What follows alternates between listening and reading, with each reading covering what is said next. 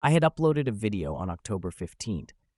I had said that the Devon Larratt versus Oleg Petrenko title match has a high chance of getting canceled altogether. That time, no one had said anything about this. Many people did not believe me, and some even went on to say it was a clickbait video.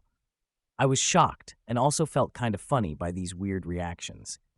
And now, no one other than Oleg Petrenko himself said on his Instagram video upload that unless Devon comes down to 105 kilo, the title match will not take place.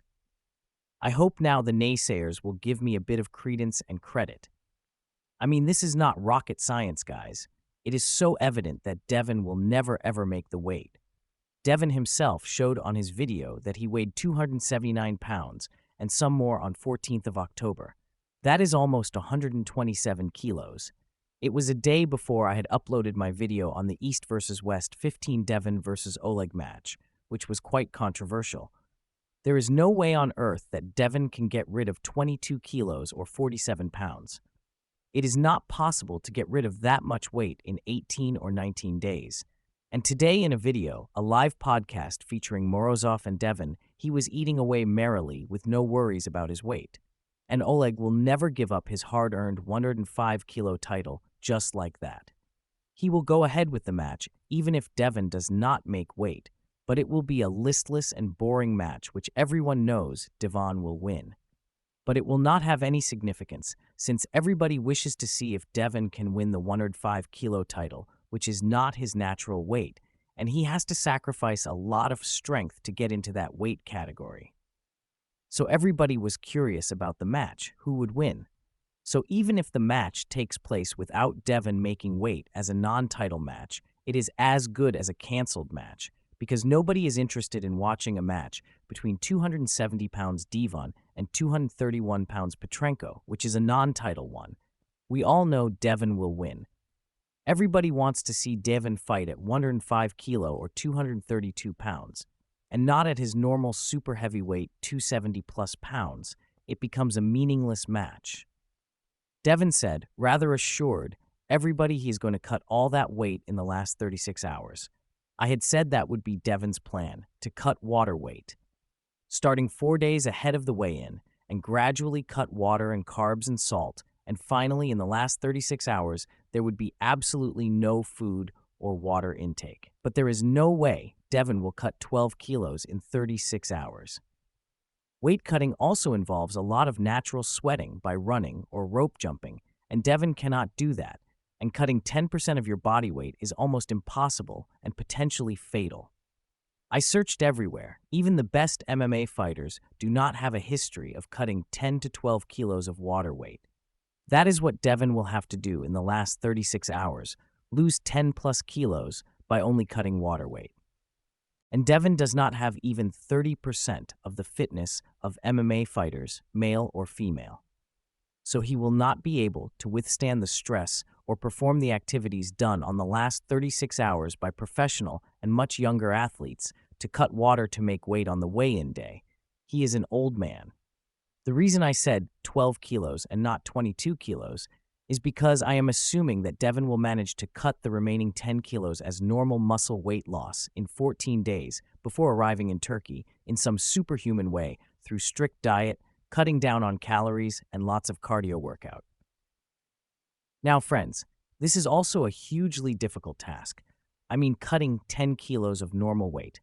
Cutting calories will directly result in weakness. Devon does not do cardio, and he does not follow a diet.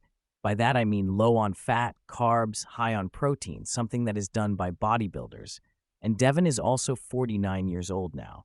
That will be too much cardio at his age, especially when he is not accustomed to it anymore, since quitting his Special Forces job years back.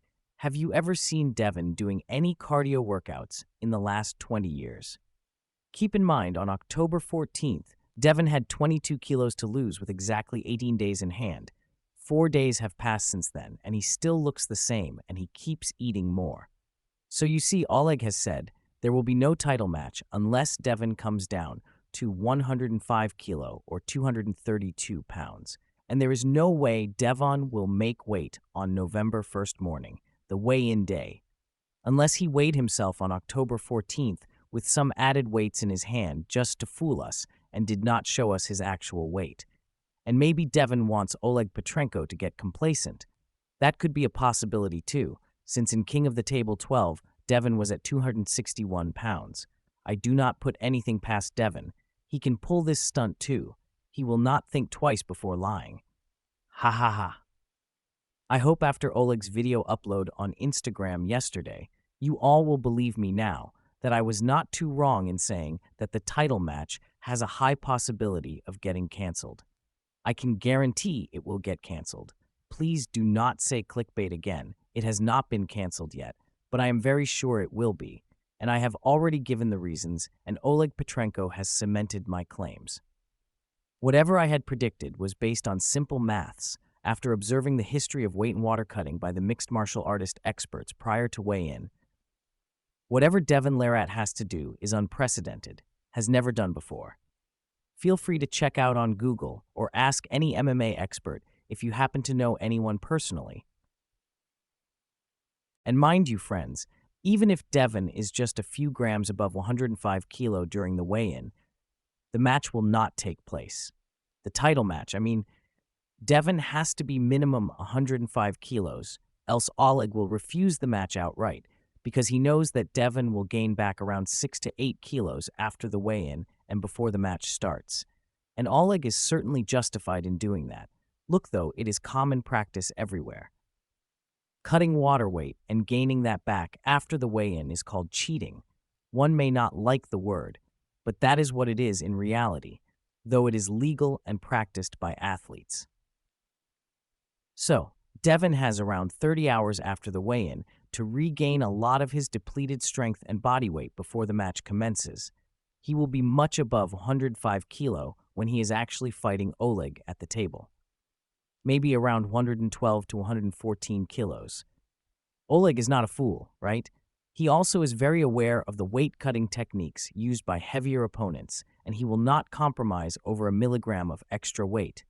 Let us wait and watch for further developments. That's all for now. Thank you all for watching. I'm really grateful.